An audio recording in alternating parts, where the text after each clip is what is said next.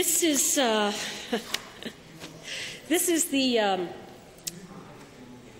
part of the budget process that I've been looking forward to, because I get the opportunity to put the comments of a number of my constituents, comments, concerns, questions of my constituents on the record around this year's budget. And no surprise to anybody, I made quite a fuss about there being enough time for opposition members to where the heck am I here? To speak to this bill, because we do feel that we didn't have a lot of time to be checking out the other departments when we were in the policy field committees for debate. So this is our chance to be able to speak in a sort of overarching view of the budget. So let me get right down to business here. I did table a letter earlier this week, I think, from a senior who was very concerned about the changes that were happening to the medical oxygen program.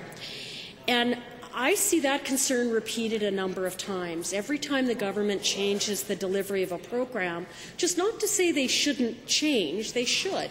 Our ability to govern should move with the times. But there always seems to be that period of incredible instability and indecision and lack of information for vulnerable people. For those of us that are up and around and in the thick of things here, we've got access to that information. Well, we should have access to it. I think a number of times we actually don't, but it sure causes a lot of concern and stress in particularly the seniors community when they don't know what's going to happen, and a lot of them don't really like change that much. So this particular project with the changing the who's going to deliver their medical oxygen, I've heard from a number of seniors with concerns about that. So I didn't get a chance in the health budget to say, why are you doing this? What is the point of changing this or looking to find a new contractor? Is it to save money? Is it to, share the opportunity for other local suppliers to get a contract? I don't know, but there's the question.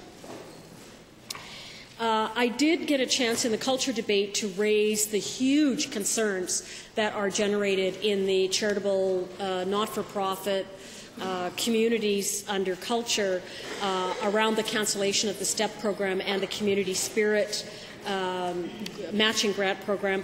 And I don't know how to quite describe this. For a number of years, the CFEP program has been oversubscribed, and often extra money was slipped that way. So this year, the forecast writes, I think, supposed to be $45 million that was actually going to be spent, although the budgeted amount was $38. And so the budgeted amount for next year is $38. Well, essentially, that is a cut of $7 million.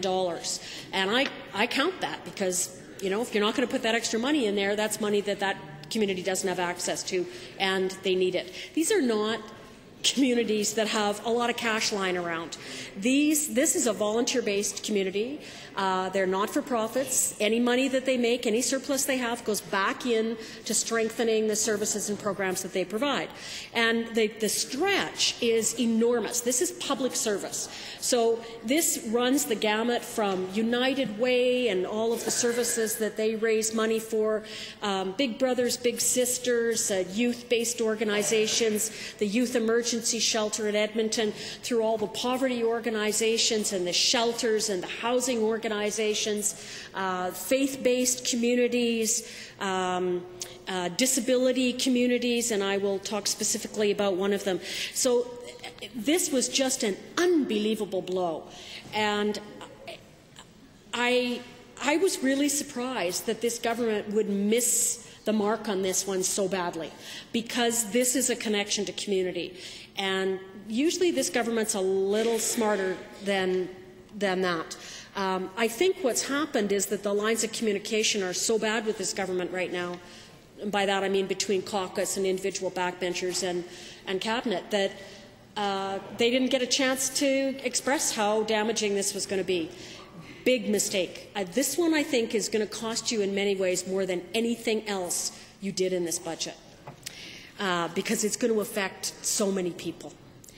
And when they can't get that service, they're going to say, why not? And the finger's going to get pointed back at you folks for taking money from frontline services. So I've been wrong before, but I've also been right a lot. And I think this is one I'm going to be right on. So let me just talk about the Alberta Committee of Citizens with Disabilities. And again, they wrote to me. They've already had a funding cutback from the Harper Conservatives. And they've just been told basically that funding is going to be phased out for any disability assistance groups over 3 years. At least they gave them 3 years. But it's a 35% cut this year, a 65% cut moving to 65% next year, and no funding. The last bit of funding would come in 15-16. So that's pretty devastating for groups that are trying to help people participate fully in the life of the province. And so what does the government do? Cuts the STEP program, cuts CFEP, or isn't going to go over on it, and eliminates the matching community spirit project. Yikes! So that's a blow. That's a huge blow, and they have communicated that to me really well. The other group that wrote specifically about that cuts, aside from all the groups I've already talked about in the culture debate, was Changing Together, which is a group that serves immigrant women, by immigrant women, for immigrant women, a really vital organization. And they're volunteer-based. And the thing about the whole volunteer community is that there is a disproportionate number of women that volunteer for these organizations and are also the recipients of these organizations. So making a cut into the not-for-profit charitable volunteer sector really has an effect on women's lives in this province. The point that Laurie, who is their executive director, was making to me was that they're criticized for how they manage their money, and yet the model actually creates the duplication that they're criticized for, because it keeps being offered as a project-based grant, and it's announced that it's all about youth this year or bullying this year. Well, everybody writes the grant doing essentially the same work they're doing, but they target it now towards youth so that they can get some money to keep going and offer the services that they're offering. So yeah, you get duplication. Well, you set that one up yourself. And next year it's bullying, and everybody will write the grant, targeted towards bullying. So you shouldn't be surprised about that. You created that situation.